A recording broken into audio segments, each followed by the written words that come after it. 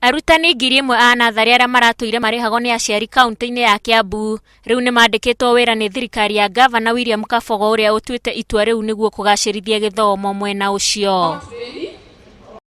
Arutani aya a natharĩ mararĩhagwo mũcara wa igoto na rĩmwe maramũkagĩra mũcara nuthu ningĩ ũcereirwo. Mbere ĩyo nĩ tũrarĩ na mathĩna maingĩ tondũ mĩcara ĩrokaga ĩcereirwo na rĩrĩa yoka ĩgoka nuthu, koguo nĩ tũrageraga mathĩna maingĩ mũno, gũtũra na mathirĩ. Amwe a arutani acio nĩ manyitĩte ũhoro ũcio mbaru na oho makoria bodi ya wandĩkani thirikari-inĩ ya kaunti-inĩ ĩno matigĩrĩre mũtaratara ũcio nĩ warĩka na ihenya. Na nĩ tũretĩkia ihinda-inĩ rĩtarĩ kũraya nĩ ekuoya ũndũ ũyũ na nĩgetha tũtuĩke a kwandĩkwo biũ ona ithuĩ tũwandagwo permanent and pensionable. Gavana Kabogo ningĩ nĩ oigĩte nĩ megũkinyũkia makinya ma gũthomithia arimũ aya kuma icigo itiganĩte nĩguo makorwo na ũigĩrĩrĩki.